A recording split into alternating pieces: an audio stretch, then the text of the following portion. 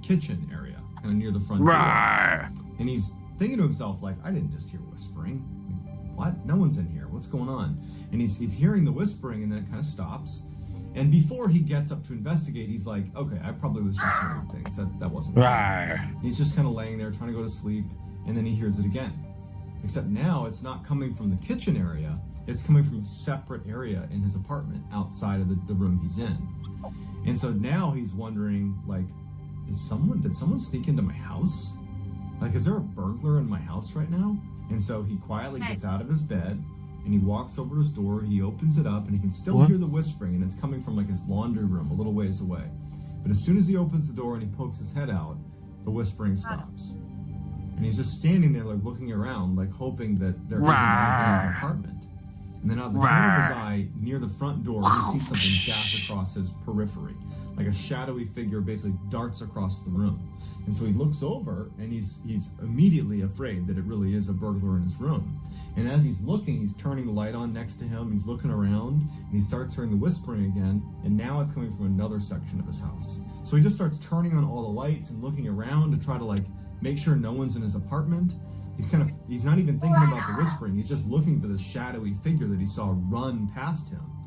And so he's looking all over his apartment, all the lights are on, it's a small apartment, and as soon as he feels comfortable that the door is locked still, everything's locked, and there's nobody here, that's when he realizes that whispering is still happening. And so he turns back around, and now the whispering's coming from his bedroom where he was. And so he walks over to his bedroom and looks inside, and he can't pinpoint the whispering. Like, he keeps hearing it and walking to wherever it's coming from, and as soon as he gets near it, the whispering stops. And he's thinking to himself, like, am I dreaming? Is this a dream? Am I losing my mind? Did somebody slip me something like last night? Like, what's wrong with me? So he has this horrible night where he's up all night chasing down whispers in his apartment that keep vanishing, and then seeing shadowy figures running around and lurking in corners, but he can't ever see them when he looks at them. And so the next morning on April 14th, when the sun comes up, he hasn't slept, the first phone call he makes is to Sammy, his friend. And he's totally panicked, and we know about this phone call because Sammy would tell police about all her interactions with Chris over the course of this week. She would say that he was totally panicked, and she even thought, as she's taking this phone call, that it's just so weird that Chris is scared of noises in his apartment and like figures moving around in his apartment, because it's so unlike Chris. He's definitely a skeptic. He's just like he's a no BS kind of guy. So the idea that he would suddenly be terrified of something paranormal running around his apartment just seems so unlike him. But as she's listening to him, you like Mr. Ballin? So scared about what was in his apartment. I love Mr. He Ballin. knew it wasn't a person because he looked everywhere. There was no people. And that's the only reason he didn't love this guy. Is because he didn't want to tell the police that some shadow figure that's whispering in my apartment is harassing me. Like, what's up? So Sammy hangs up the phone with Chris after trying to reassure him and just hopes that whatever Hoping that my was alerts work, my sub alerts, but unfortunately, comment Chris, alerts. the night of the 14th now, he's going to bed I didn't again. hear when He y'all starts commented. hearing Usually it whispers, dings. and immediately he's out there looking, lights on. He's looking for these whispers. They keep disappearing. He can't find Daniel, the you source. like it? He's getting frustrated. Hi, He's Courtney. scared. He keeps seeing that thing dart around his apartment. Except this night, he also noticed that he would look, and he could get close enough to where he could break out the silhouette of what looked like a person, like lingering in the corner of his apartment, but he'd go closer to it and it would disappear.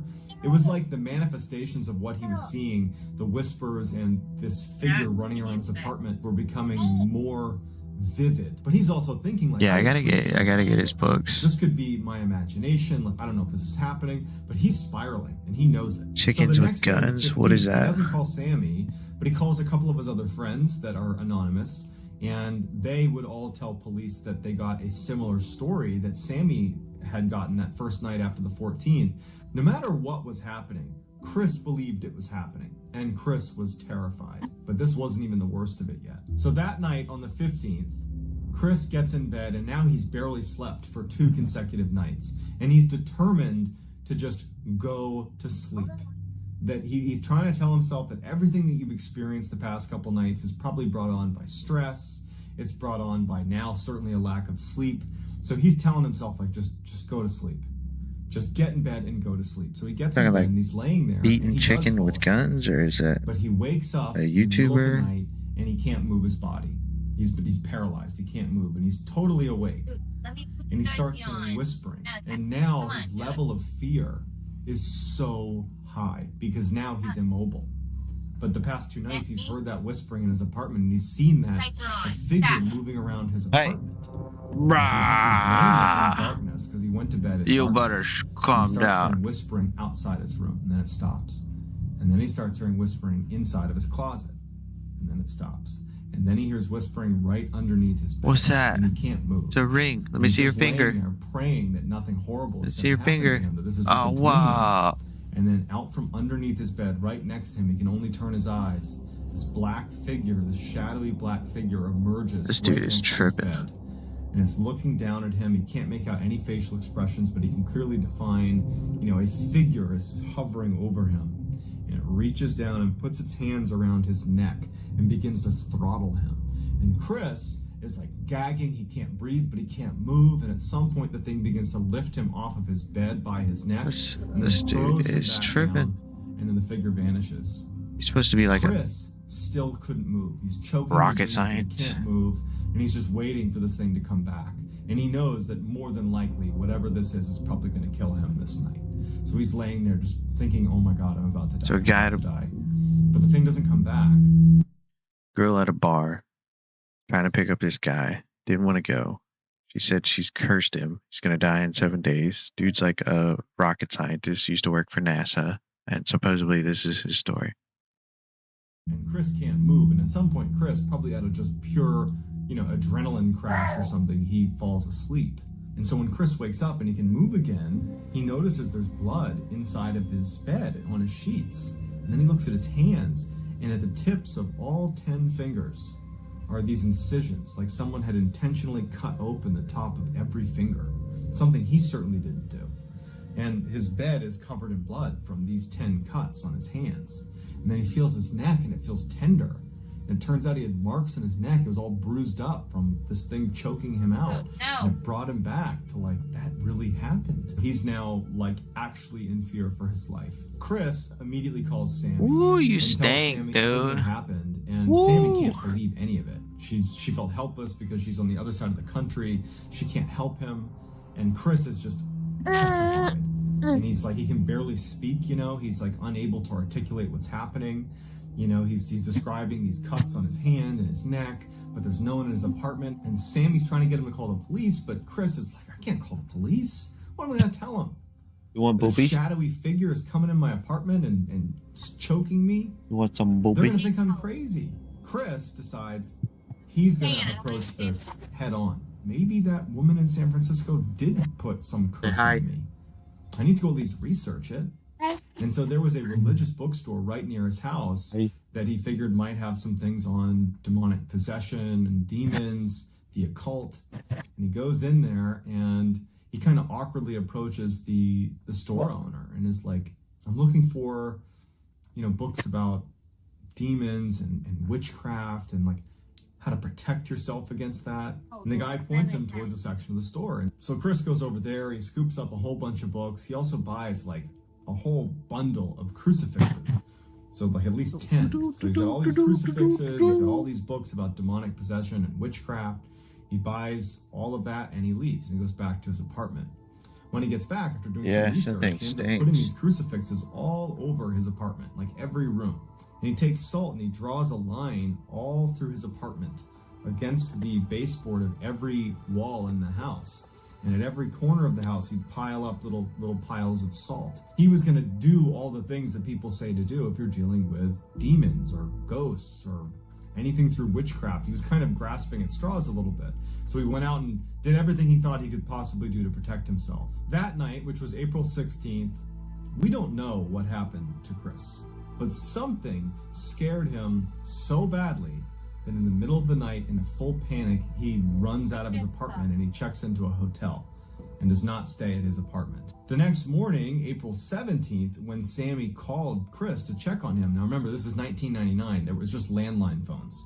So she calls his landline at his apartment to check on him. There's no answer because he's not there. He's at the hotel.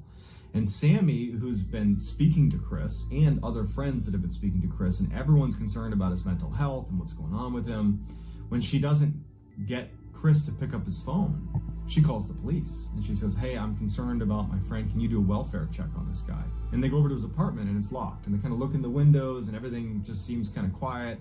And so they leave and they tell Sammy, like, "Hey, look, it's locked. We can't really do anything. Let us know if you don't hear from him in the next couple of days." And so that was it. And so Sammy's like super concerned. And so she goes to work on the 17th. And then when she gets back, she has a voicemail from Chris, who had called her at some point during the day while she was out. And on the voicemail, Chris tells her in a voice that was different than the past few days. The past few days, he was scared. He was really scared. This time, he is defeated. He was like resigned to whatever.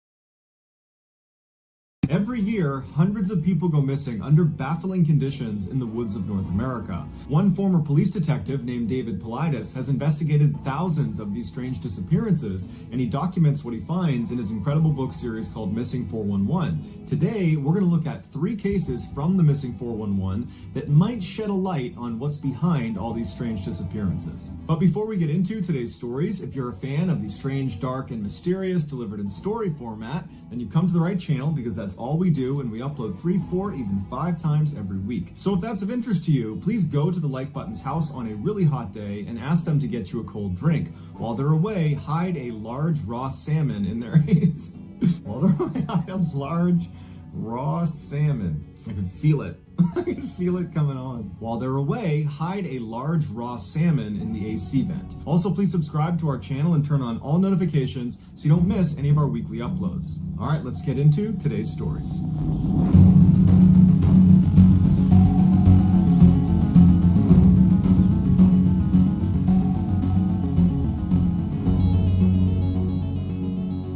West Townshend is a rural area on the east side of Glastonbury Mountain in the American state of Vermont. This is significant because that places West Townshend in the so-called Bennington Triangle, which is apparently one of the most haunted places in America. The Triangle is a loosely defined area that encompasses the ghost town Glastonbury, which used to be a small logging community centered on the eponymous mountain in southwestern Vermont. The town was abandoned at the end of the 19th century after the logging boom died down, so as a result, the greater Glastonbury area that West Townshend is certainly a part of is now untouched, pristine wilderness that even by Vermont standards is incredibly rugged and remote. The Triangle has earned its spooky reputation due in large part to the alarming number of unexplained disappearances that have occurred there over the last 100 years. Furthermore, over those 100 years, there have been dozens of sightings of the so-called Bennington Monster, which is apparently this 8-foot-tall creature that roams the mountains of Glastonbury, and some people think that creature is behind many, if not all, of these strange disappearances. On November 23, 1943, 37-year-old Carl Herrick and his cousin Henry decided to go to West Townshend to do some deer hunting. At some point during their hunt, the pair got separated,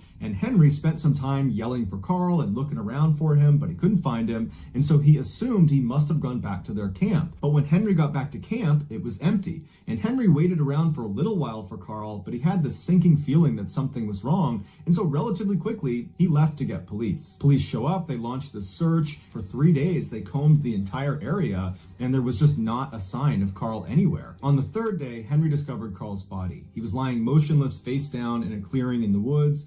Initially, Henry thought maybe he was still alive, so he ran over to him and rolled him over, and very quickly realized that no, Carl was deceased. However, there weren't any obvious injuries to Carl's body. He had some minor scratching on his arms and on his hands, but that was about it. Henry looked around the area and he found Carl's rifle that was loaded leaning up against a tree 70 feet away from where Carl was. Next to his rifle on the ground was an expended shell casing. Also, around Carl's body were apparently huge bear tracks. The official cause of death was baffling. Carl, apparently, was squeezed to death to the point where his rib broke and punctured his lung. So the theory became Carl must have been out here by himself. He encountered a black bear. He fired one shot at the black bear. Thinking it was down, he walked over to check, and the bear attacked him and squeezed him and killed him. The end. But not so fast. If Carl encountered a black bear and fired one shot into the animal based on the one found shell casing, that one shot is not going to be enough to put that animal down, or very rarely is one shot going to be enough to put down a black bear. And Carl, being a hunter, he would know that, and he would want to keep some distance with his weapon up aimed at the animal in case he needed to fire again. But even if Carl was really confident that one shot had taken the bear down, well, why would he risk his life by checking on the animal to make sure it's down without his gun? Why did he place it against a tree and then walk 70 feet over to this animal that if it's not dead, it poses an enormous threat to you? You're all alone and unarmed with a huge bear that you've shot. No one's going to do that. You're going to carry your gun. But even if all of that happened, that Carl, unarmed, approached this bear thinking it was dead, but the bear's not dead, he's lying in wait, and he leaps up and attacks Carl. Even if that happened, black bears don't squeeze people to death. They might scratch you and bite you and rip you to pieces, but they don't squeeze you to death. And Carl only had light scratching on his wrists and on his hands. He did not have any signs of a traditional bear attack. So either this is the first time in the history of black bears that a black bear squeezed a person to death, or something else squeezed Carl. But what kind of an animal is, one, so strong it can squeeze a man's chest to the point where it breaks his ribs, and two, happens to be roaming around the Bennington Triangle? Makes you wonder. That's crazy. Ape Canyon is a gorge on the southeast portion of Mount St. Helens in the American state of Washington. The canyon is so named after a group of miners alleged that ape men, aka Bigfoot, attacked their cabin there in 1924. And if you want to learn more about that specific event, I covered it on my YouTube channel in an earlier video. It's right here. It's called Scariest Bigfoot Attacks, and I'll also include a link in the description. And while some people believe there are literally ape men running around this gorge on Mount St. Helens, there's never been a confirmed sighting. However, there was an event in 1950 that forced the general public to come to terms with the idea that there could be ape men running around Ape Canyon, or at least a large predator somewhere out there. In 1950, 32-year-old Jim Carter was a member of the National Ski Patrol at a ski area called the Milwaukee Bowl, which is in the state of Washington. Like everybody else on the ski patrol, Jim was a highly skilled skier and mountaineer. In May of that year, Jim was a part of a 20-person climbing party from Seattle, Washington. Their plan was to go to Mount St. Helens, hike up above the tree line, pick a spot, and then ski back down again. So the group arrives at Mount St. Helens, they hike up the mountain, they reach the spot where they want to ski down from, they sit down, they're putting their skis on, and Jim puts his on, and he says to the group, hey, why don't I ski down a little ways? I'll set up my camera on a tripod, and I'll take a picture of you guys as you pass, and then I'll follow you down to the bottom. And the group said, great, that sounds awesome. And Jim wanted to use his camera, so it was a win-win. So Jim, in full view of the entire group as they're getting ready, he skis down a little ways and then turns left into an area called Dog's Head, which was a little bit flatter than the area they were in, so probably a better spot to set up his tripod. But as soon as he turned left into that area, he was out of view of the main group. So after a few minutes, as the group is getting their stuff on, they took a little bit longer because they're trying to time it so they all leave at the same time because they want to get this picture all at once. And so they take a little bit extra time, they're all ready, and then finally they head down and they make that left. They're going to pass by Dog's Head specifically so Jim can take their picture. But when they bank around the corner, Jim's not there. And so they're looking around and they're saying to each other, did he tell us he was going somewhere else? Because it seemed an awful lot like he was going to Dog's Head, but obviously he's not here. And so someone said, well, maybe he got annoyed with us because we were taking so long to get ready up there and he just already went to the bottom. And so they agreed that's what he did. And so they got back together again and they headed down to the bottom. But when they got to the bottom, Jim wasn't there. And so they sat there for a few extra minutes looking up at the mountain, and they're kind of scanning down at the bottom, and they're looking all over the place, but there's no sign of Jim. And so the group started to get really worried, and they contacted authorities. When the first search team arrived, they went up to the area where the group thought Jim had been setting up at Dog's Head. And as they were looking around, all they could find was this discarded film box. So not any film or camera inside, just a box that would have held the film. It was kind of buried in the snow. Near this film box, they found Jim Carter's ski tracks, and they were not angled south towards the bottom of the mountain where the whole ski group had gone. They were angled east towards Ape Canyon. And they followed Jim's tracks, and they said they never deviated. They were total straight lines, like he was not trying to slow down. In fact, he was trying to go as fast as he possibly could, And at some point, he began leaping over these huge ice crevasses that if you mistimed, it's a death sentence. You're going into the crevasse. And he didn't just jump over one, he jumped over 2, 3, 4 at full speed without slowing down. And then his tracks got all the way to the edge where it overlooked Ape Canyon, and he went flying off. When the head of the search team saw this crazy ski line from Jim Carter, he said to the media that the only reason a guy like Jim, an expert skier who would never take risks like this, the only reason he would be skiing like this is if his life was in danger or if he was being pursued. They didn't find any other tracks chasing him, though? And for 5 days, 75 people combed the entirety of Ape Canyon up and back over and over and over again. They never found Jim, and they never found his skis or his camera or anything. And the whole time they were looking, those... If he was getting chased by something and jumping over crevasses and shit, and they seen his ski line, they would have been able to see his tracks of whatever was chasing him if he was being chased.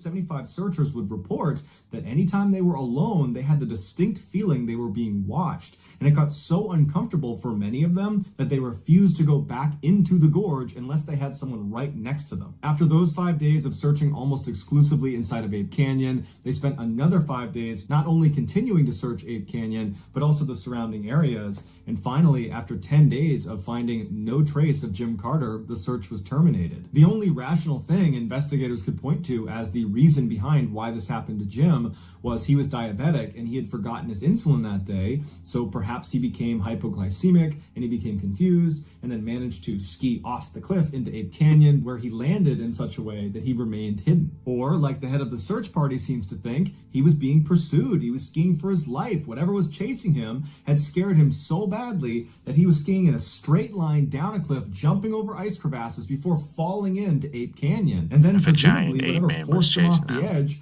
went down and scooped him up and took him away. And that's why they couldn't find him. But unless someone finds his body or finds some other piece of compelling evidence, we will probably never know for sure what happened to Jim Carter.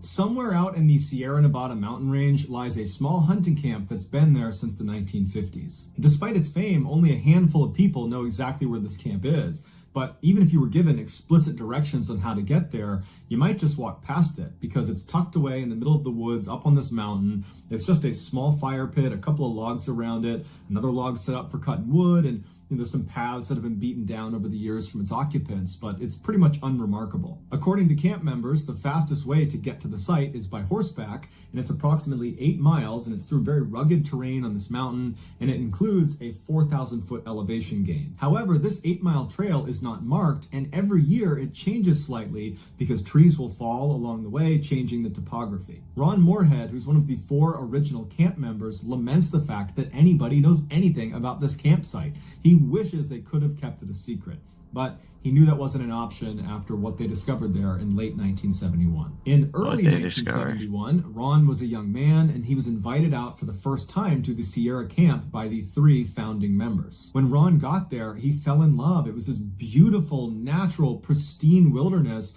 that overlooked this amazing valley, and they're surrounded by these huge white fir trees. There's a freshwater stream that trickled by, and in terms of hunting, the deer were plentiful. Ron said this campsite was the closest to heaven he thinks he'll ever get. The only real drawback of the site was the large bear population, but they always had guns on them, and they built this shelter out of heavy fallen timbers that they could go inside, shut the door, and they'd be protected from the bears until they left. When there wasn't a bear threat, they slept on the ground in tents. In late 1971, Ron came back to the camp with the other 3 founding members. They'd had a great day of hunting, and they were standing around the campfire just chatting with each other when they started hearing a grunting sound not far away from them in the forest. Now, typically, whenever a bear came to their campsite, it was usually at night, and they would hear it grunting somewhere off in the forest. And as soon as they heard it, they would stop and they would listen to kind of confirm it was a bear. And if it was, they would go inside of their shelter and they would wait for it to leave. But this time, when they stopped to listen to confirm it was a bear, the sound they heard next was something they had never heard before. And it was so frightening, they almost fell over each other running to get inside of the shelter. It was like a whooping sound you would expect from an ape, except instead of a series of whoops like you would expect from an ape, it was one loud whoop. and then silence, and then another creature somewhere else made a responding whoop that sounded different than the first. Oh, there was at least two creatures that were basically speaking to each other out in the forest out of view. Ron would say, as these creatures were howling and whooping at each other out in the forest, the men were huddled around inside of the shelter looking at each other like, what is that? Has anybody heard that sound before? And nobody knew what it was. And after a little while, they heard these creatures running towards the camp. They were pretty well off, but they heard these heavy footsteps approaching. And so Ron and the others, they put themselves up against these slats inside of the shelter where they could look out in the direction where these creatures were. And they're staring out just past the light of their campfire into the dark forest. And they hear these things running, and they stop. They don't come into the clearing. It's like they're just outside of where they could see. And then their tone completely changes. These creatures, which are now one on one side of the camp and one on the other, begin speaking to each other in a language that almost sounds human, but it was nonsensical. It sounded like an imitation of a human language, but not human. And so Ron and the others are terrified, and they're just staring through the slats, waiting to see this creature that's going to emerge at some point, but it never does. Instead, the creatures continue to stay outside of the light, and they move around behind their shelter out of view. And so Ron and the others move to the very middle of their shelter to get as far away from the walls as they can, because there are breaks in the walls, and they're worried one of these things is going to reach through and grab them. But finally, after hours of these creatures running around the perimeter of their camp, communicating in this totally otherworldly language, they started whooping again and ran off. And for the rest of the night, Ron and the other three stayed right in that shelter. The next day, when the sun came up, the men were out of that camp as fast as they could. These are hard, rugged men, and they were very shaken up by this experience. And they tried to talk about it, but there was just no way to describe what they were hearing and experiencing. And so they just decided they just wanted to get out of there as fast as possible, and they'll deal with this later. But as soon as they got out of the woods and back to their homes, they didn't talk about it anymore, except Ron became obsessed with whatever it was that was making that sound. He so desperately wanted to find out what it was. And so he convinced the other three members to come with him and go back to the campsite, except this time Ron was going to bring an audio recorder, and he was going to try to capture some audio of these creatures. And so the four men went back to the campsite. They didn't even hunt that day. They stayed right near the campsite. They made this big fire, and they're all just kind of nervously sitting there waiting, kind of hoping it happens and also hoping it doesn't happen. And at some point in the evening, Ron said he heard footsteps way out in the middle of the forest, and they sounded like they were running towards the camp. The four men sprint inside the shelter, lock it behind them, and Ron turns on the audio recorder. Now, before you listen to this famous recording, here are its bona fides. After being recorded, Ron sent it to Dr. R. Lynn Curlin, who is a professor of electrical engineering at the University of Wyoming, and he and his team analyzed it, and they concluded that, one, it was unaltered, so it's not been edited, it's not been doctored in any way, it's an authentic audio recording. And two, whatever was making the sounds could not have been a man, because their vocal range was dramatically higher and lower than that of a human's. The doctor said, based on average pitch and tract length, the creature that was making the sound most likely was between 7'3" and 8 feet tall. In addition to the Dr. Curlin examination, a cryptolinguist expert named Scott Nelson also pointed out that it would have been nearly impossible in 1971 for Ron or any of the other hunters to dub the sound of their voices, which are on the recording, over the sounds that these creatures were making, because a couple times in the recording you hear both sets of voices happening at once. That's something you couldn't have done in 1971. Despite numerous attempts to debunk this recording, it still stands as a legitimate, unedited recording, although what they were recording is still a mystery. Have a listen.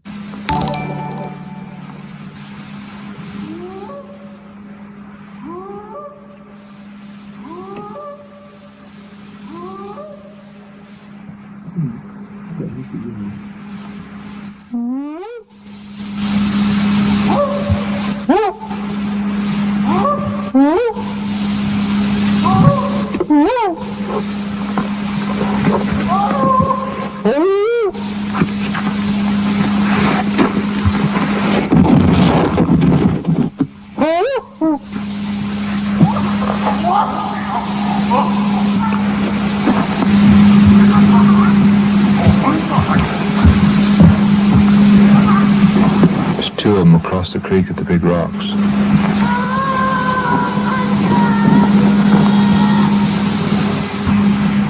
It's a hard act to follow.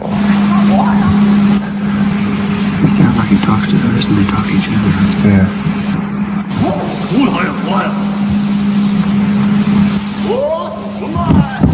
Right there, just seen movement right through there.